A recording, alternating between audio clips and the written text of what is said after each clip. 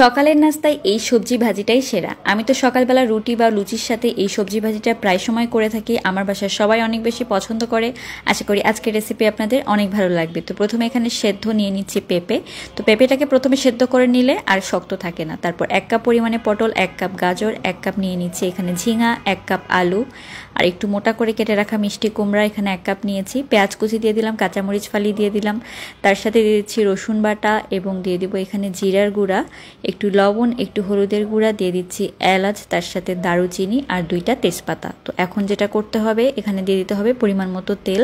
আমি এখানে 3 টেবিল চামচের মতো তেল দিয়েছি। এবার হাত দিয়ে ভালোভাবে এটাকে মেখে নিতে হবে। এরপর 1 কাপ পরিমাণ পানি দিয়ে ঢাকনা দিয়ে আমি এটাকে সেদ্ধ করতে দিব।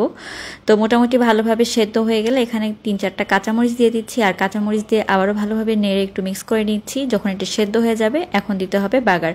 5 ফোড়ন নিয়েছি, একটুখানি ভেজে নিয়েছি, পেঁয়াজ কুচি, রসুন কুচি দিয়ে দিলাম। এগুলোকে হালকা করে ভেজে নিয়ে 2টা লবঙ্গ, একটুখানি দারুচিনি আর এলাচ দিয়ে আমি বাগারটা রেডি করে সবজির মধ্যে দিয়ে দিলাম। এবার সবকিছুকে মিক্স করে নিলেই কিন্তু সকালের নাস্তার সবজি ভাজি রেডি। এটা রুটি, লুচি, পরোটা, সাদা ভাত সহ যে কোনো ধরনের সকালের নাস্তা দিয়ে খেতে কিন্তু ভীষণ ভালো লাগবে।